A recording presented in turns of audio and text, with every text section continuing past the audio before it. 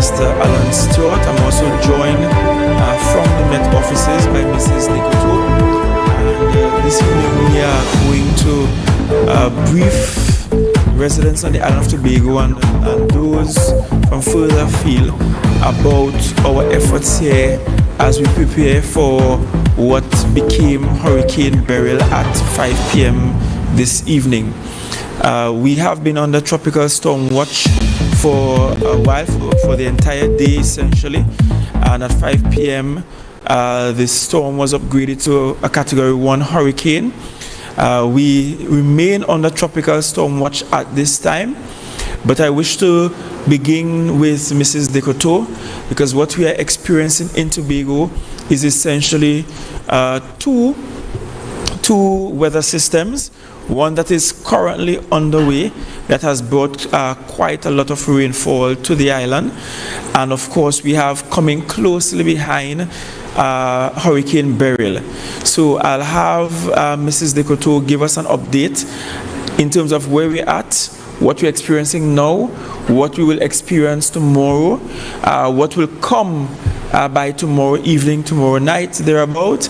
And then I will go to Director Stewart to speak about our preparedness.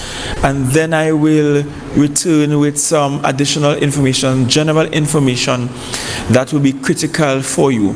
Please, this broadcast is not intended in any way to create any anxiety among the public. So we want you to remain calm and to see this through logically and scientifically, but we want you to be prepared, because the underpinning philosophy of disaster preparedness is to prepare for the worst while praying for the best. So I'll start with Mrs. Decoto at this time. So Mrs. Decoto, please share with us some updates in terms of the weather event that is to come, and perhaps some tidbits on what we are experiencing at present. Okay.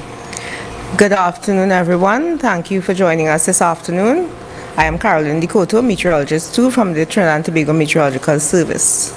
So this morning at around 10 a.m., the Trinidad and Tobago Meteorological Service placed Tobago under a tropical storm watch, which means that we would be experiencing, or we are expected to experience, tropical storm conditions and tropical storm force winds over Tobago within the next 48 hours. This afternoon, that cap was upgraded and or it was updated rather, and we continue to be under tropical storm warning, or watch rather, because the probability of the system affecting us and having the strong winds and so on associated with a tropical storm, and even though it is now a hurricane, remains between 30 to 40%, and that is what we use as our marker to say, okay, we are under warning or watch. So we continue to be under a watch at this time. If anything changes, the Meteorological Service will issue something at 11 o'clock tonight or earlier as the situation warrants. What this means for us is that tomorrow night, say after 2 a.m. or so, we are going to start experiencing tropical storm force winds, which will be 63 to 118 kilometers per hour. Currently, the system Trinidad, we had a few gusts and so on, which were tropical storm force, above 65 knots and that kind of thing, right? And not 65 knots, 65 kilometers per hour, sorry. And we can experience rainfall associated with the system as well. But thankfully, the system is moving slightly north of us, and as it approaches, it continues to move north. This morning it was around 9.9 degrees north. Now it's at 10.1 degrees north, which is very good for us. That means it's veering slightly to the north. However, because we are in the cone of uncertainty, we can experience the tropical storm force winds, and this does not account for the strength or the size of the hurricane. Right, and therefore we have to be alert. It also has a serious impact on storm surge and that kind of thing. The seas will become choppy at times. We can experience heavy showers, thunderstorms, and of course the gusty winds. So it is better to err on the side of caution and be prepared Today we are experiencing a low-level trough that is passing over us and causing this rainfall. Between last night and this afternoon around 2 p.m. we had around 30 millimeters of rainfall. The threshold for flooding is 25 millimeters. By now we would have had about 35 millimeters or more. So that means some areas are definitely inundated and we would have very saturated soil and that kind of thing, and so we will have some level of flooding. Thankfully we are not in spring tides, so that the water would run off quickly, but areas that are prone to landslips and so, especially the northeast of Tobago, will definitely get some impact from this weather. That is why we have the cap on for Trinidad and Tobago especially, right? Because Trinidad may not have the amount of impact. And Beryl is moving very quickly. This morning she was moving at 20 kilometers per hour. This afternoon she's moving at 35. So she's moving quickly and intensifying. I don't know where she's going at that speed, but that's how it is. So we have to be alert, be prepared. We may have a window. Well, tonight, this rain should taper off by tonight from the system today. Tomorrow, please God, we will have a lull in the weather in the morning. We'll have some cloudy skies and so the possibility of a few showers and that kind of thing. But during that time, we could have a little abating of the weather system and the weather conditions that we have now.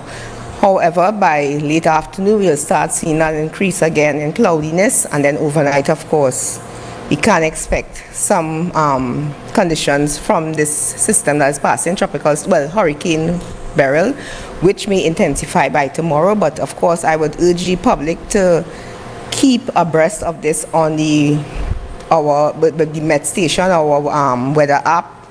We also have our website and so please keep yourself up to date with what is going on. Log in. The only source of weather and the correct source of weather is the Trinidad and Tobago Meteorological Service. Everybody else feeds out of our information, might take things out of context and exacerbate stuff. But please keep yourself informed in whatever way you can, and know that the updates will come as necessary. So if we need to have an update before 11 tonight, we will have one. Other than that, all I can tell you is be prepared. This rain will continue tonight until about 8 o'clock. We have a cap on alert out for the system. Now, the yellow level means that the possibility is high, and I shouldn't say high, it is low to medium, but if it goes to orange level, then you know that something else is amiss, basically, right? So keep yourselves informed, log into the TTMS website, look at our app and so on. And what I can say is be prepared, get your supplies and so on, but Chief Sec and Mr. Stewart will advise you on that further. Thank you. I thank you very much, Mrs. Decoto. I wish to go immediately to Director Stewart. It would appear that it wasn't not so long ago we were in another disaster management, and here we are again. I guess it's the nature of the job. So thank you on behalf of Tobago for your stellar work.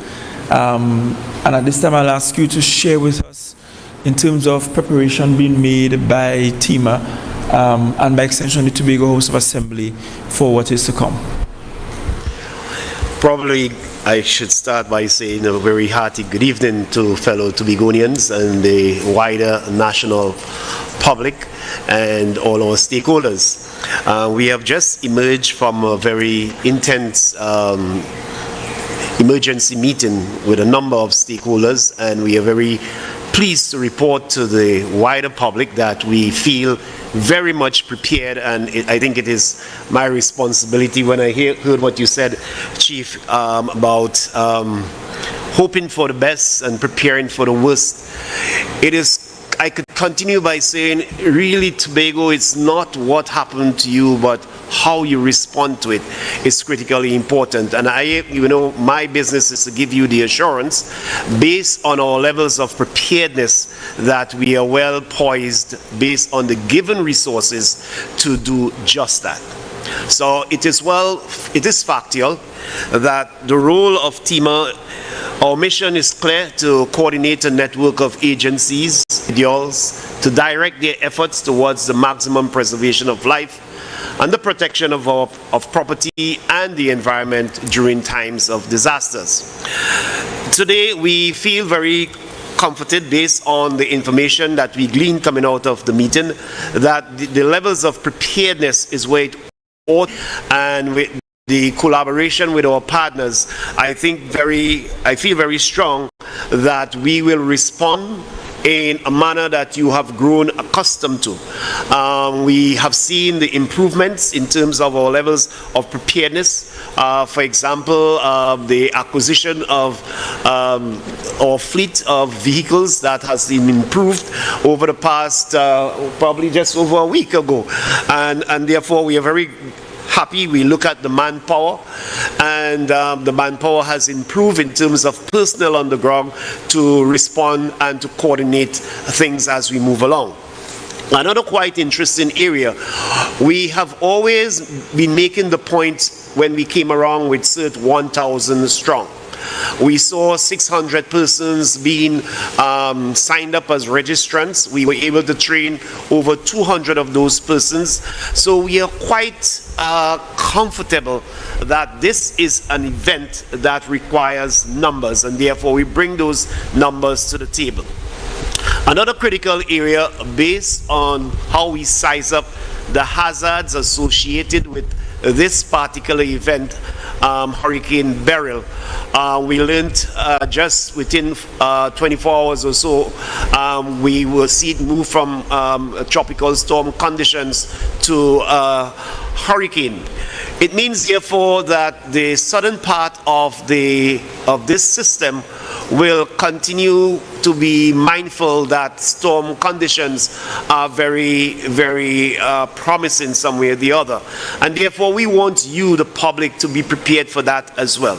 You want to make sure that you use these hours to make sure that there are 4 categories, if I were to put your go bag or your grab kit, or how you need to prepare yourself, that you pay attention to a 72 hours possibility of, if you are without electricity, that there are certain essential things that you will need.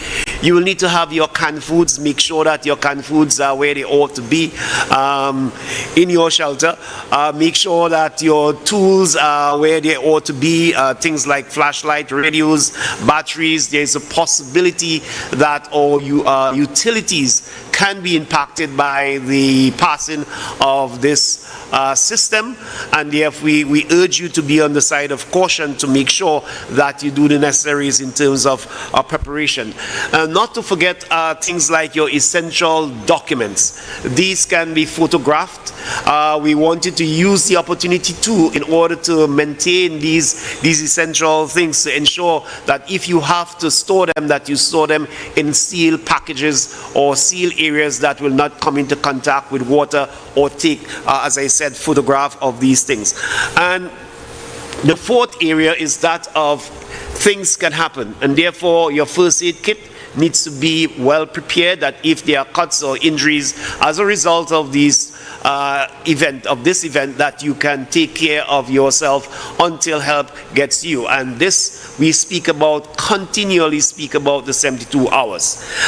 Shelters are going to be open based on how we continue to assess this. We recognize, coming out of the meeting, that there are over 30 shelters across the island that any of those we may look around and make available to you. By tomorrow, we'll be able to tell you exactly what shelters will be open, and based on the movement of the speed of the system, we are hoping to bring that information to you before 1800 hours tomorrow, which shelter you can go by. Shelters become very important for 2 specific reasons. One, you may have a situation where you are, you recognize that your dwellings just will not be able to withstand storm strength winds, and therefore you may want to utilize a shelter.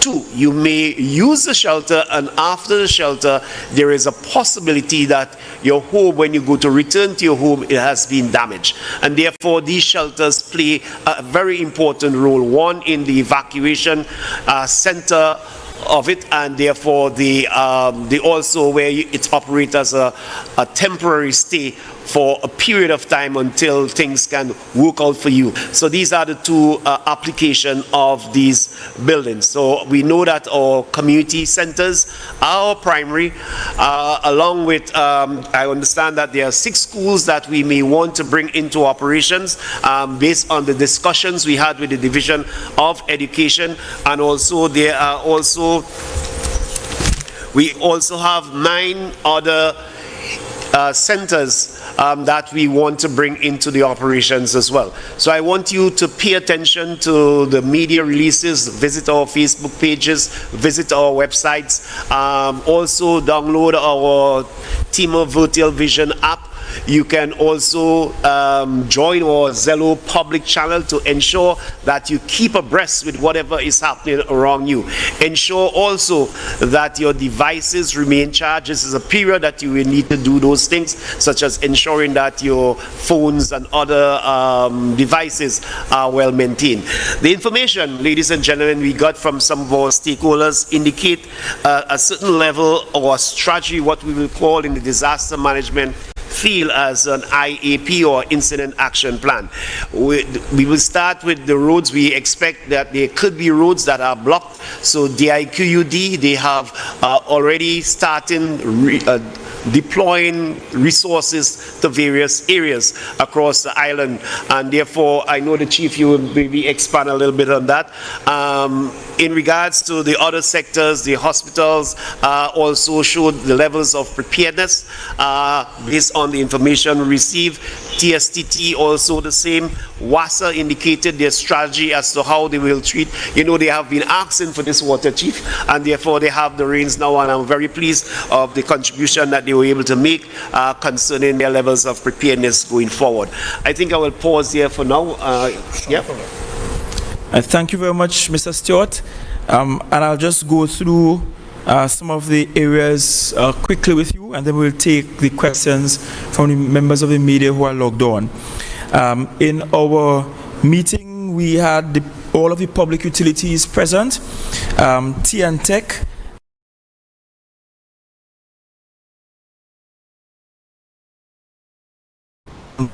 prepared to be sent to different districts across the island of Tobago. They also placed strategically standby generators in some areas, and those generators are actually, those portable generators are actually fueled up and ready to provide a limited electricity access to some districts should electricity go in those areas. So they are mobilized and they are ready. Tech is also preparing to move their trucks from Scarborough to higher ground up at the Shore Park complex. So they are preparing to protect their assets when necessary, especially from flooding that may occur in the Scarborough area. And Mrs. Dekoto pointed out that we are already above the threshold from which we will ordinarily receive flooding. In terms of telecommunications, we had Digicel in the room, and we were able to have communication with TSTT and Flow. They are equipped with redundancy. Their cell sites have working generators, and their generators are fueled up. And Digicel in particular, they have moved their operations to the Network Operations Center, so that should anything happen on island, they will be able to maintain service throughout. WASA has pointed out that 50% of the water that they distribute are from groundwater sources. And once they have electricity in most areas, they will be able to not just produce water, but have the water pumped to varying areas. Hillsborough Dam has the capacity based on its elevation over 800 feet above sea level. Hillsborough Dam has the potential to allow for gravitational flow all the way down to the Crown Point area. So the impact will be minimized insofar as Hillsborough Dam is concerned. But one ought to expect that if we have worsened conditions, then water source will be a challenge. So you need to store water at home. That's one of the elements that we always ask families to store at home in preparation for the hurricane season. And not so long ago, we had a press briefing and we asked you to be prepared for the hurricane season. CERT is ready, as Mr. Stewart pointed out. Beyond the vehicles, CERT ensure that all of their outlets, that they have the necessaries, such as mattresses and water and flashlights and chainsaws, and so they are prepared already to respond, especially in areas east and northeast and also north of Tobago. We are looking at the possibility of activating our relief center at Charlottesville and having a relief center at Speyside, notwithstanding the fact that the CERT building at Speyside is just over 90% completed, but we can utilize that building for our operations should it be necessary, and we are preparing for that. Airports Authority, flights are running as per usual. And so the flights are all getting to and from the island as normal, but Airports Authority, they will rely on their stakeholders, and if conditions worsen and there is a need for change of operations there, that will be communicated with the public. Port Authority, sailings continue, but please pay attention to the Port Authority website, pay attention to their public releases, because it will be through the media and through their website that they will communicate should sailings be aborted or the times for sailings be shifted. So please pay attention to that. You may have a sailing lineup, especially on Monday, and that might change. So you have to pay attention to the Port Authority website and or public releases, and that includes steamer releases, to know whether the sailings will continue as scheduled. We also wish to speak to the fisher folk. I know many of you saw those in Belgarden, those in Castara. There are a few boats in Castara still, but everywhere east of Tobago, northeast and north of Tobago, we would like you to take care of your assets, take care of your boats, please, and pull them out of the water, given the conditions that we are experiencing now and we are likely to experience over the next 36 hours. It won't harm you to pull them out of the water, and if nothing happens, your boat is safe and you just put them back into the water. Please, there is no guarantee that the Tobago House of Assembly will be able to fund the replacement of your boats or your vessels. So take them out of the water, because the Tobago House of Assembly is not an insurance in that regard. So please heed that warning. Let me take the opportunity to note that the TRHA is ready. There will be continuity of service where TRHA is concerned. They have checked at all of their operations, and at all of their operations, all of their health posts, they have working generators, all filled to capacity, so electricity is there. Their emergency kits are all prepared and ready and filled. They have added additional storage, bulk storage at the Scarborough Health Center to show up what they already have, their capacity there at Scarborough Health Center. Roxborough Hospital, Scarborough Hospital, they are on alert and they are ready. Their stock levels are at maximum. Please note that TRHA is preparing to move their dialysis operations from Monday to Sunday. This is important. So for dialysis patients, TRHA, they are moving your treatment from Monday, the management of your case from Monday to Sunday, because we expect that should we be impacted by Hurricane Beryl, most of that impact will occur between Sunday night into Monday, and most of Monday. So dialysis patients at Scarborough and at Roxborough, the management of your cases have been moved to Sunday, tomorrow Sunday, as opposed to Monday. That's important for you to note. Please note that in terms of standard hospital operations, should it be warranted, the TRHA will issue a notice, and that notice will essentially suspend regular operations but keep accident and emergency operations open during the weather event. But you have to listen out for the notices, and I will tell you from now that throughout the rest of this evening, tonight and tomorrow, we will provide adequate notices from out of TEMA, Office of the Chief Secretary, and we are dependent on the Met Office for direct information. And of course, we will, as time progresses, update the advisories to you. TRHA, as a matter of fact, is actually meeting right now, so they are fine-tuning their operations in the event that we get the worst of the systems that are ahead of us. We also spoke with the Business Association. They were in the meetings, and they assure us that their supermarkets and their hardwares, they are on standby, and they are prepared to serve the public tomorrow and as needs be. 211, which is what you will normally call for emergency operations, 211. They are providing us with 2 additional lines because we are creating what is called redundancy in the system. The 211 number operates on a platform from TSTT, I believe, and so to create redundancy, we have telephone contact numbers from Digicel and Flow, and that is in the event that the traditional 211 number goes down.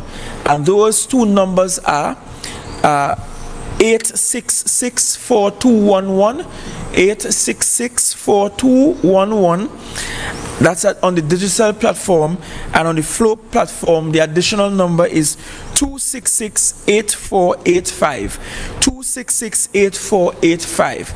An appropriate flyer will be made available post this briefing that will provide and highlight those 3 numbers, which will be the 211 number that you are accustomed to. You can always call that first. Then we have 866-4211 as an additional number, and we have 266-8485 as a third number, and that is to create redundancy in the event that any one of those numbers go down. Finally, before I take your questions, I know that this is a weekend where Tobago is overrun with activities. We have several activities all over. At this time, we are not in a position to cancel those activities. Well, most of those activities, but we wish to advise on caution. So we know this is the Island Crashers weekend, and we know the island is saturated with young people. We wish to advise caution. So even as you party and you enjoy the weekend, be cautious even with your sea-related activities. Please be very cautious, and please pay attention to the notices that will be placed in the public domain. We know that there are some graduations taking place, and we know in the Tobago space, graduations tend to start 1 or 2 hours late and so on. Tomorrow is a day, if you're having your graduation, that you need to start on time, and you need to be clinical with your use of time so that persons can get home quickly and safely. I also know that this is Fisherman Weekend in Charlottesville, so most of you will be having a very good time along Manafor Bay in Charlottesville tomorrow. I know the Police Youth Club, they have their breakfast sale and so on. I wish you all the very best, and I'm just asking that you remain cautious throughout your activities tomorrow and be prepared to get home as soon as those activities come to an end, right? Be prepared to get home as soon as those activities come to an end. And before the media ask, I know you will ask about internal elections that a great party is having somewhere on the island tomorrow. The decision was taken by me as the interim political leader that those election activities will be postponed until next Sunday, the 7th of July. And that's because I will need all members of the executive of the Tobago House of Assembly focused on THA business tomorrow. This is our priority. So your focus is not getting people to polls to vote for you or for others. Your business will be the Tobago House of Assembly and the people of Tobago's business. That takes priority. So I've taken a decision to suspend those election activities tomorrow, please God, while other activities are going on, and that's fine. Those are fine. Our party activities are suspended because we require all members of the executive to be prepared to act. Where the division of infrastructure is concerned, we are looking at staging, meaning we are placing equipment, critical equipment up at Flagstaff so that we can respond to things between Speyside and Charlottesville, and the works office, district office in Speyside, that is led by Mr. Brathwaite. That office is prepared to respond, because should we be impacted by Hurricane Beryl, chances are Speyside, Charlottesville, Hermitage, Lansome will be well hit, right? Most likely. So we are staging that area and we are preparing. Staging will also happen between Castara and Palatuvier so that we can be prepared to respond on the north side as well. And of course, the Mason Hall District Office is prepared to respond. That's Works Office prepared to respond. So equipment is being driven to these areas and being placed there and being staged there and being ready to respond if needs be. Community development, the administrator and Administrator McCain and Secretary Sampson, they were in the meeting and they are preparing their center managers and those that manage their multipurpose facilities to be ready. They are already trained in disaster management and center management, and so they are allowing for their center operations to be prepared. Education is also preparing the schools that will be used as centers, and that's even more reason why the election is being postponed, because the polling stations would have been in areas that ought to be centers, and right now those centers are being prepared solely for a response should one be needed, if one is needed. And as of now, we are preparing as though one is in fact needed. Until the Met Office tells us otherwise, we are preparing to be moved from a watch to a warning. Until Met Office tells us otherwise, we are preparing for the worst while praying for the best. That's our mantra. So community development is also prepared. The Chief Administrator, Mrs. Denise Toby-Quashi, Administrator Melissa Guy, I am being propped up and supported by them. They are like the Aarons or Aaronesses holding up the prophet hand in this instance. So we are getting their support, and they are also very much part of our operations so as to ensure that at a moment's notice, we will get all the resources that are required to respond. Our new Secretary of Finance has indicated that she is also on standby along with staff, and they are prepared to do what is necessary where that is concerned. I wish to advise that this is not a moment for us to go panicking. This is not a moment for panic buying either. A couple weeks ago, we met with you and we told you to prepare. We are reminding you again that about what you should already have in your house. You should already have canned foods. You should already have your important documents in plastic containers, plastic bags. You should already have water being stored. You should already have torchlights and batteries.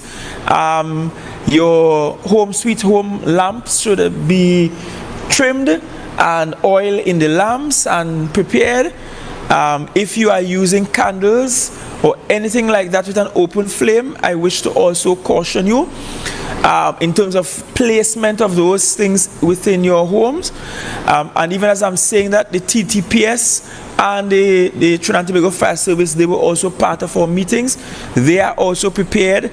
They are also on standby for responses. For families that live in homes that are in areas that are prone for landslides, and you may have been zoned as a danger zone, a red zone, and you haven't quite been moved as yet, or you have not gotten that retaining wall as yet, please know that we do have you in mind, and that we are looking actively at your situation, meaning that during this weather event, we will be monitoring you and your family. And you more than anyone else should be listening out for the notices from TEMA and the Met services as they will come.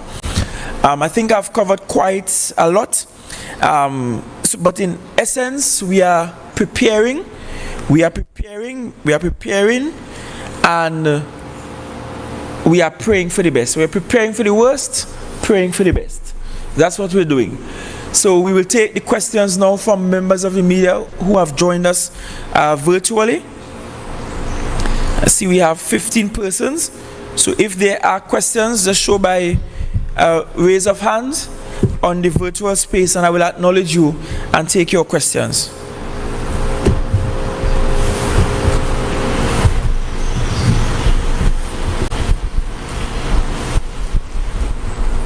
Mr. Williams, Miss Williams, sorry, Miss Liz Williams, apologies.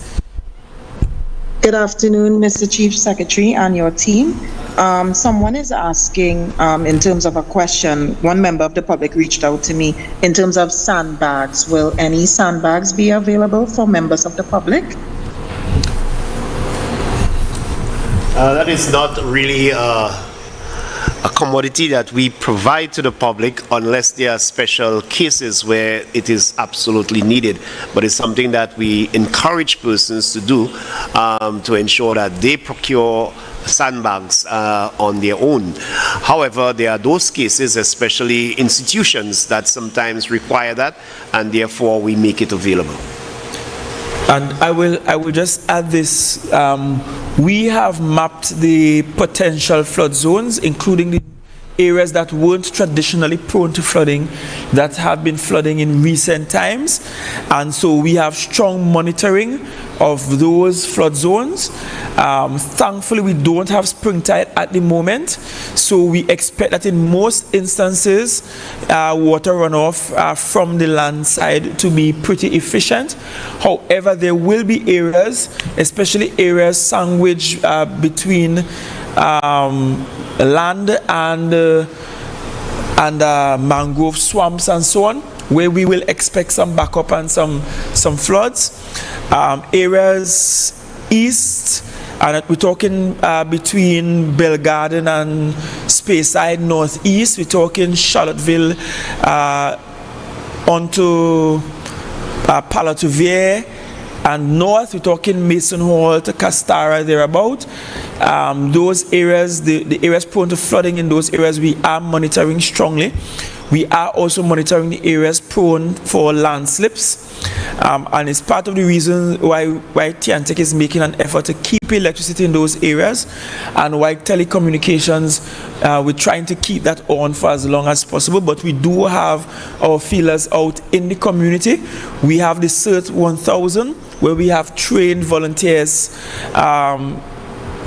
punctuating every part of the island, and so through that we'll be more than able to readily respond if needs be. So if an area starts flooding, we will be able to respond in quick time, to provide the necessary assistance. So we do have sandbags, but we have those for teamer operations. There is nothing that stops you tomorrow from making sandbags yourself with crocus bags and sand and so on. They are pretty efficient, but we will be prepared to assist where possible. Any further questions from you, Ms. Williams, before we move on? All right, so we have Fletcher from AZP News. So we move to Fletcher from AZP News. Hi, good afternoon. Yes, good afternoon. I have 2 questions. Chief said, considering that there were issues with, given the issues that the THA has with funding from central government, is there sufficient resources available to deal with the weather system? And are there any considerations being given to close schools and public offices on Monday, such as whether conditions continue? I thank you. So couple things. One, the call on whether there will be work on Monday that we made tomorrow, and between the chief administrator and myself, that determination will be made.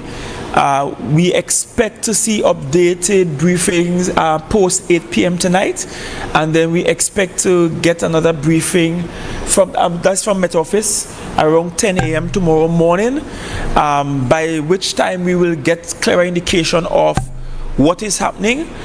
We are following the radar systems. We are looking at the pathway of the hurricane.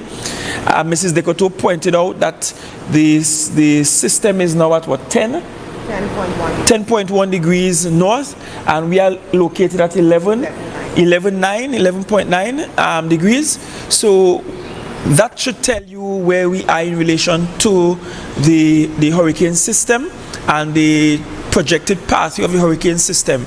So we will make that determination in terms of work on Monday tomorrow, well in advance of Monday. We in Tobago are perhaps famous for always being prepared where that is concerned. We don't allow people to go out in the middle of a storm. That exists elsewhere, not in Tobago. In terms of funding, you would know that we just expended some just above 17 million in oil spill response, and that's 17 million we did not previously have prepared and allocated for that kind of response. But we do have CRIF, which is Caribbean Risk Insurance Facility. That usually provides funding for matters like this. And of course, naturally, should anything happen untoward, this becomes the priority spend of the Tobago House of Assembly.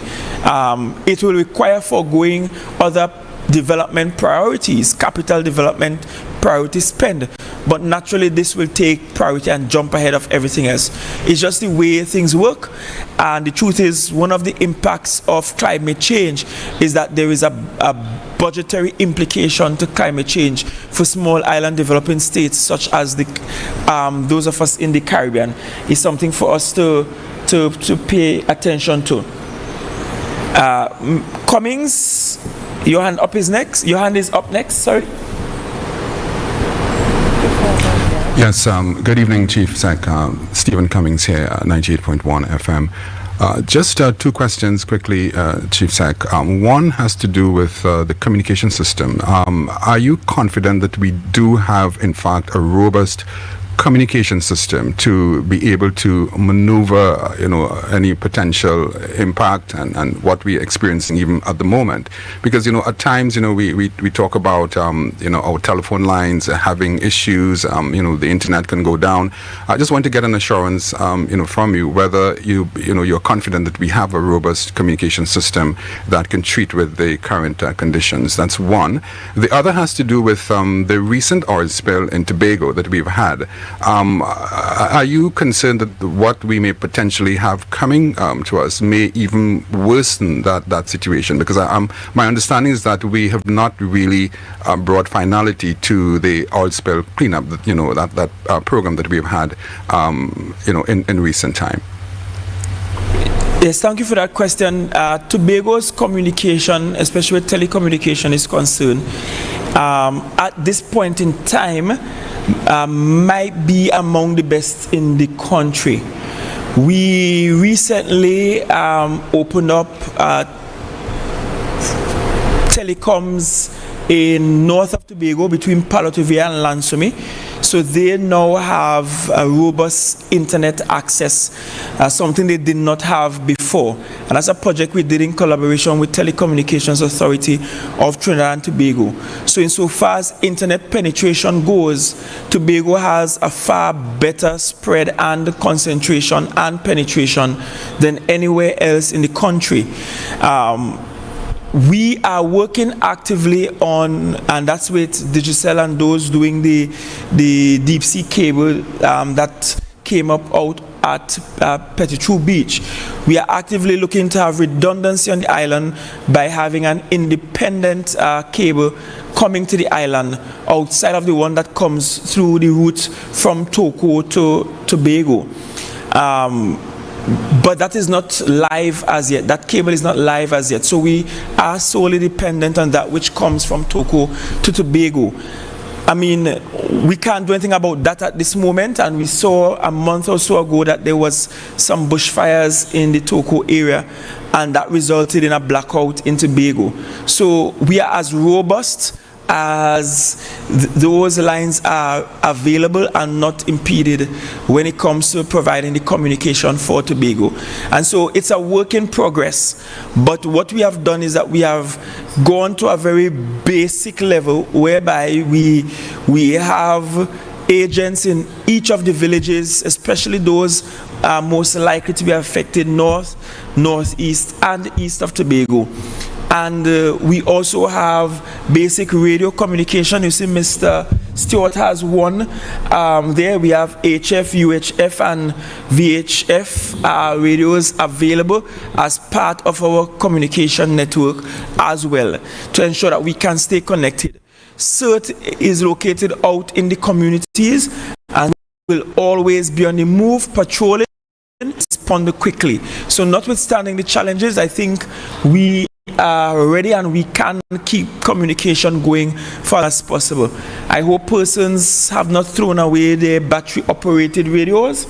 I know we have moved to the age of internet based radio, but I hope persons still have their battery operated radios at home. Now is the time to dust the cobweb off, put those batteries in, turn the dial, and get the station working should you need to rely on that as your source of communication. Mr. Turner? Yes, good evening. A couple of my questions were answered just a while ago, but I just wanted to point out the mouth of the Crooks River in Scarborough. Are we looking to have that area cleaned out as one of the ways of mitigating potential flooding in that area, which is one of those areas that we normally see flooded out in weather like this? Right. Thank you. Not just Crooks River, but Crooks River, the river that runs between the Renaissance in Roxborough and the Roxborough Hospital, that which runs to the around Roxborough Secondary School, Friendsfield into Bacalet. All of those rivers are looked at. The cleaning of those rivers started already, but given the level of rainfall we had today, and we possibly have up until 8 p.m. tonight before we experience a lull. Tomorrow, the Division of Infrastructure will have workers do an evaluation of those rivers again in the event that during this weather system we had today, that we had bamboo stools and debris that came down in those rivers after we had previously cleaned them. So those rivers will be assessed tomorrow. Let me also remind you that we do have a flood warning system out there at the bridge by French Field, and that will give us an indication if the water level in that river that runs out into Backlet has risen to levels for which we should expect flooding. For where the Port Authority is concerned, they are prepared if flooding should happen from the Crooks River out in Scarborough, so they have protected all of their assets.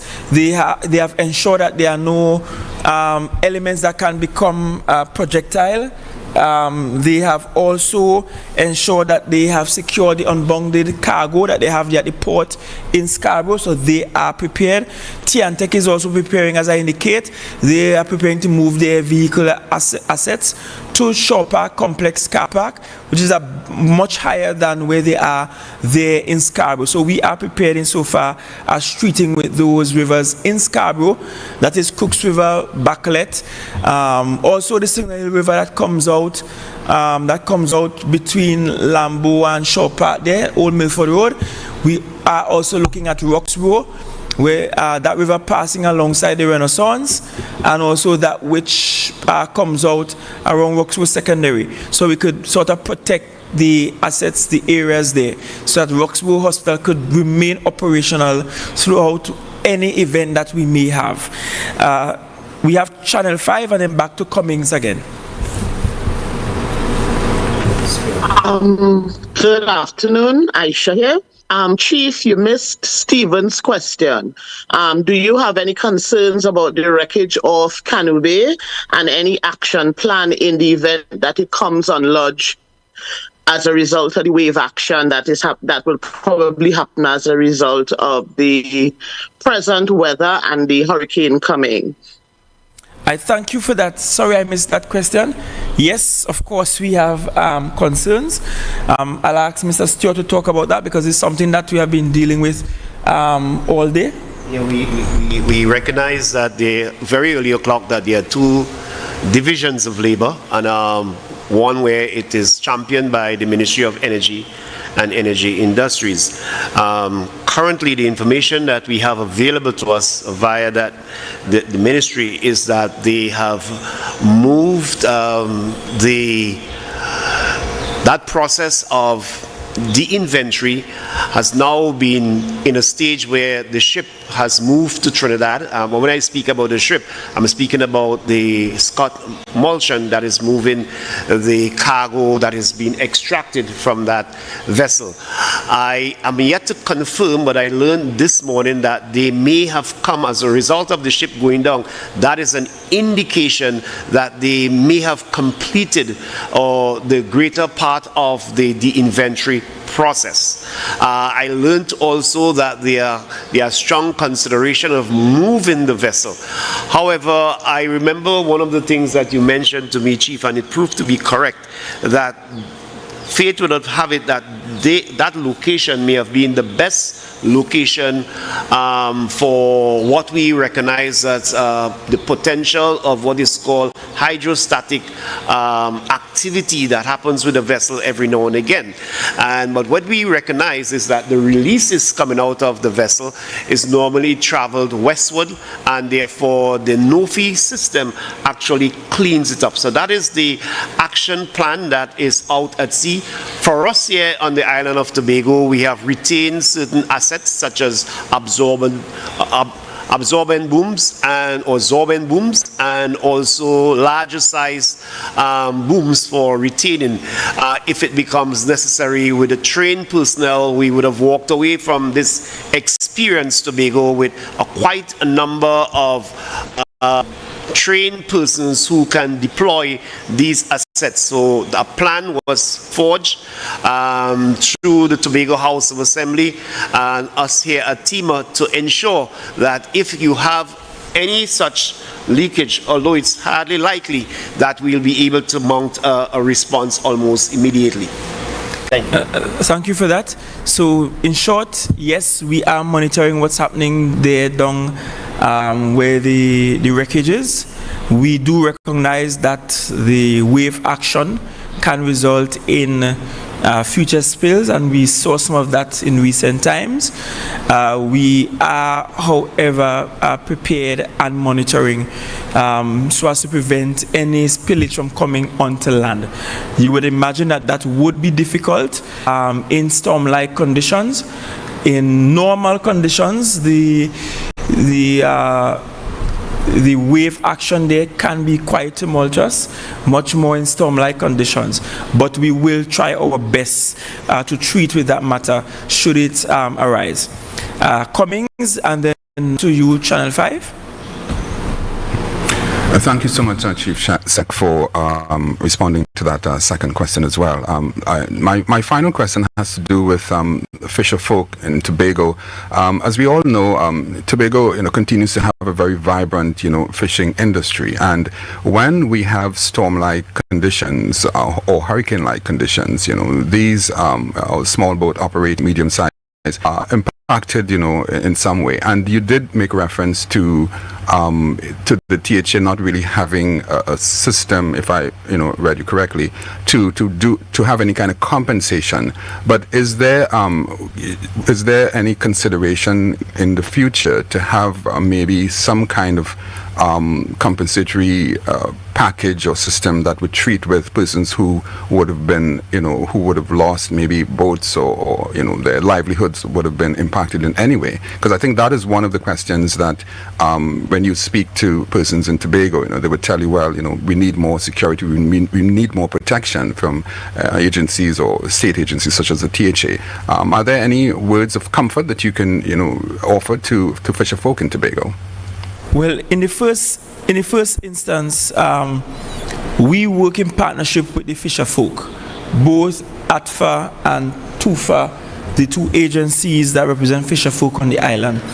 And in that partnership, the Tobago House Assembly, notwithstanding its limited resources and not being necessarily an insurance for the fisher folk, will always stand in the gap for our fisher folk. Yes, we are exploring some sort of insurance type arrangement that we pay into during good times, both THA and fisher folk, for which we can have a drawdown during disasters such as these and the oil spill that went and also impacted the fishing industry. So yes, we are in fact ready and able to help. In fact, in moments like this, if fishing communities call, we do provide support to help them pull their boats ashore, for example, so that they can remain protected in times like these.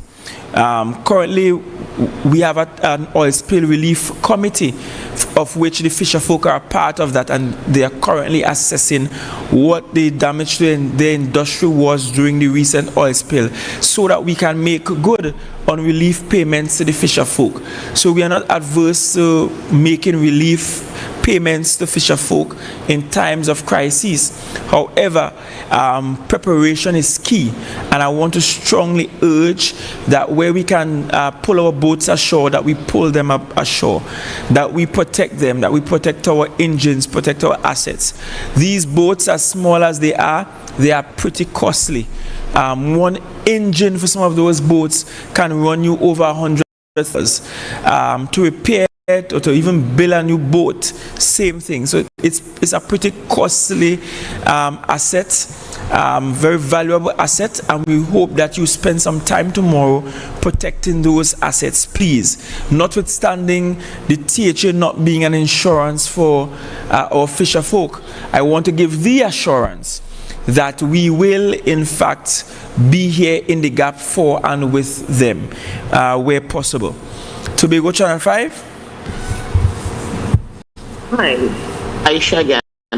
In your initial statement, you indicated that the private events that are happening on the island, the busy island this weekend, was not something that THA can cancel. The question is, has the THA reached out to the promoters themselves to have discussions, especially in a case where if something untoward happens in one of these events, it will take away from what is needed to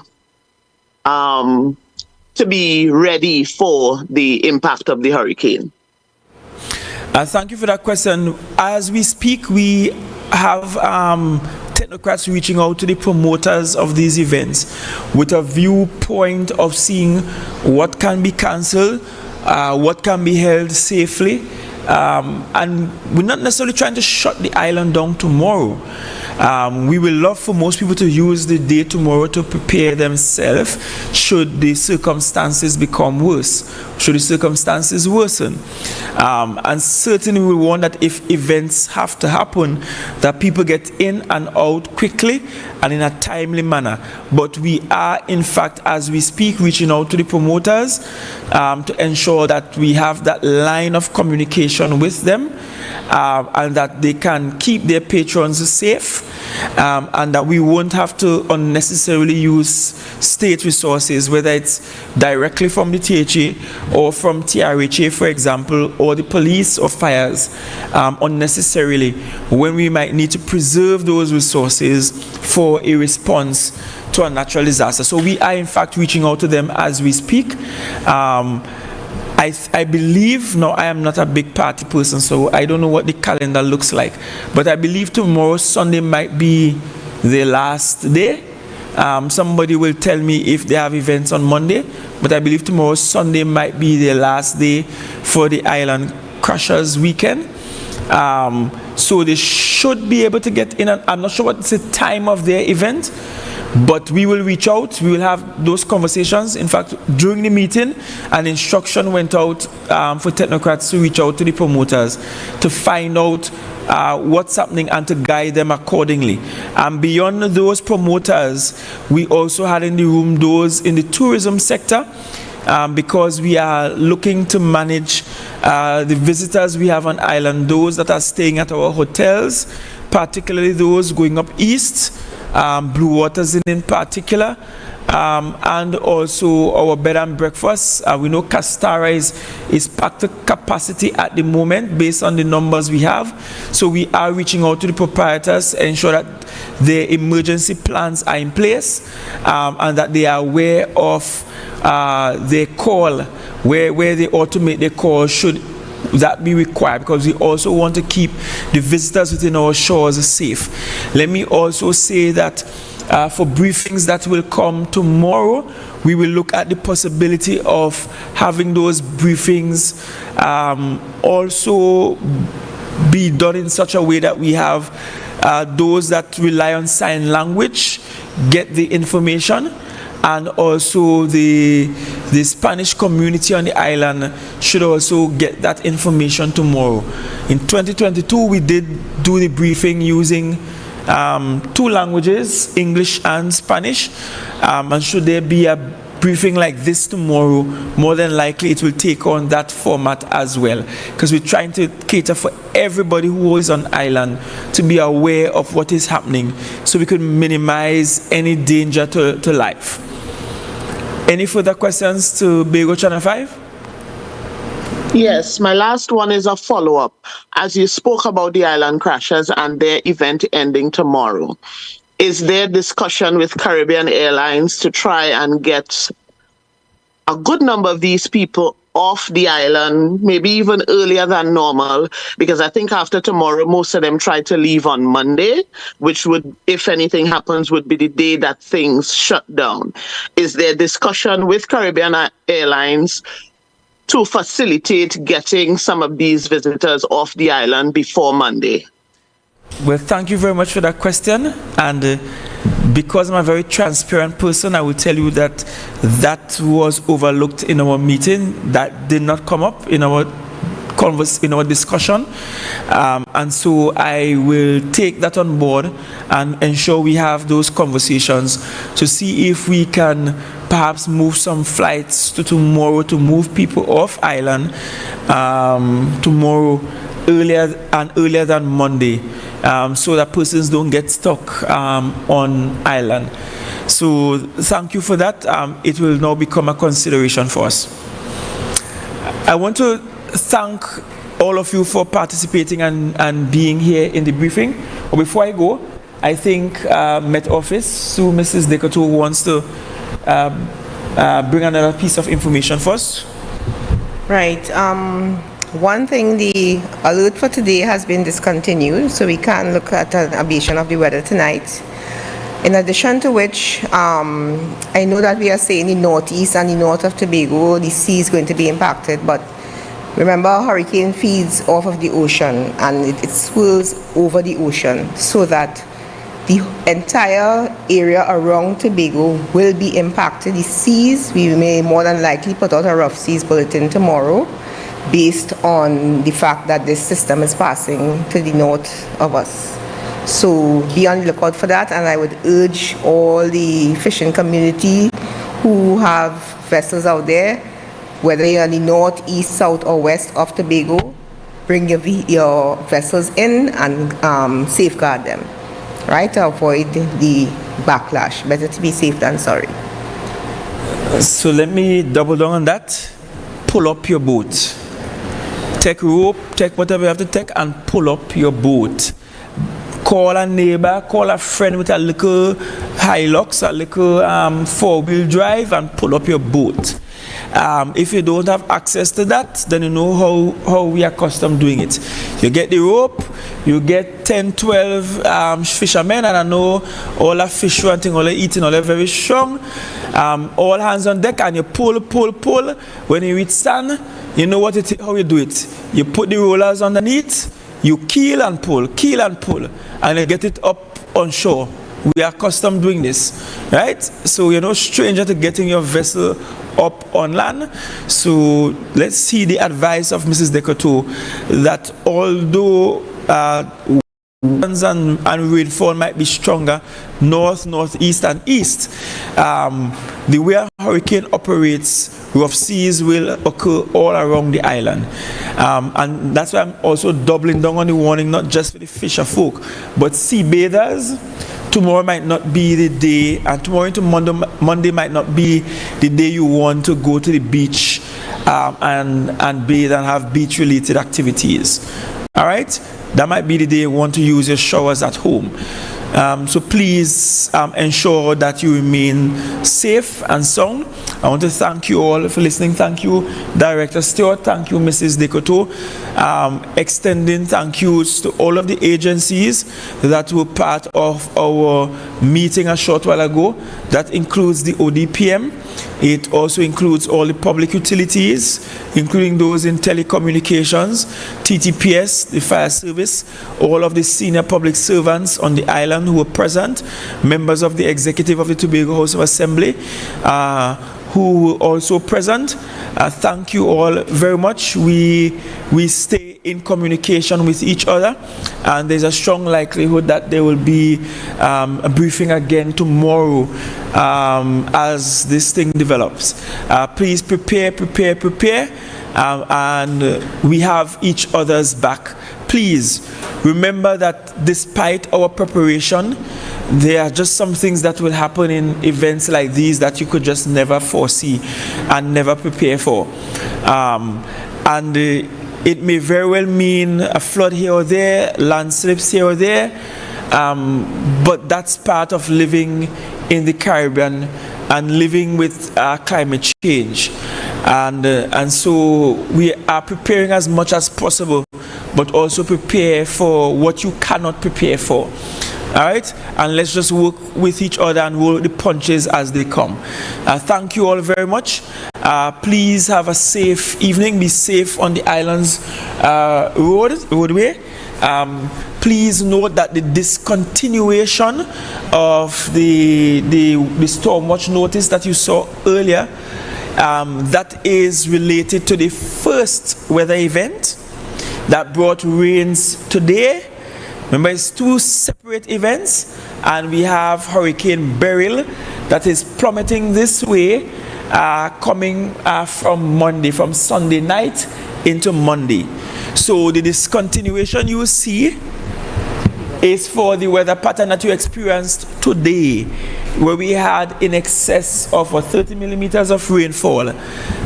But we have Hurricane Beryl, for which you will get advisories from Met Office much later from now, maybe tonight into tomorrow, and tomorrow. So please don't see the discontinuation notice and say we're filing and them just say no longer relevant because the thing not coming. Remember, there were 2 systems we were involved with. The first one is now gone past us. All right, that saw quite a lot of rainfall today. The next one that is coming is Hurricane Beryl, and it was upgraded from a tropical storm to a hurricane at around 5 p.m. this evening. That is still plummeting this way.